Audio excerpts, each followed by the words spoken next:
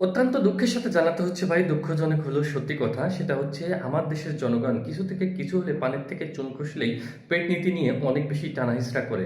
যেমন ধরুন, এই যে গতকালকে যে ঘটনাটা ঘটেছে, এটা নিয়েও মানুষ এখন পেট নীতি চালাচ্ছে।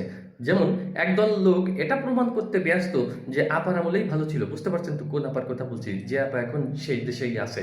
আবার আর এক দল লোক এটা প্রমাণ করতে ব্যস্ত যে নানির, মানে সেই আপার উত্তরসূরিরাই এই কাজগুলো করছে, এই অপকর্মগুলো করছে। এখন ভাই আমার কথা হচ্ছে, কারা করছে আমি জানি না, মহান আল্লাহ ভালো জানেন। তবে সব থেকে বড় বিষয় হচ্ছে, যারাই করছে তারা বাংলাদেশের জনগণ, তারা এদেশেরই নাগরিক এবং তারা বাঙালি। আমরা জাতি হিসেবে নির্লজ্জ, এই কথাটা স্বীকার করতে আপনাদের হয়তো বা দ্বিধাবোধ করবেন না। তো যাই হোক, এই কাজগুলো না করলে কি নয়? এটা নিয়েও কি রাজনীতি করতে হবে? এটা নিয়েও কি পেটনীতি করতে হবে?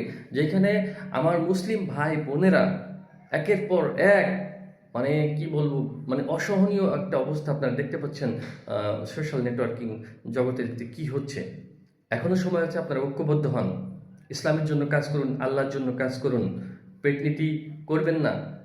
আর যদি ওই নীতি করতে হয়, হযরত ওমর রাদিয়াল্লাহু তাআলা আনহুর মতন নীতি অনুসরণ করেন, যেখানে ইনসাফের জন্য তার ছেলেকেও ছাড় দেয় নাই, এরকম রাজনীতি করবেন। আশা করি বুঝতে পেরেছেন। ধন্যবাদ সবাইকে। ভিডিওটি ভালো লাগলে অবশ্যই শেয়ার করে দিয়ে সবাইকে জানার সুযোগ করে দিবেন।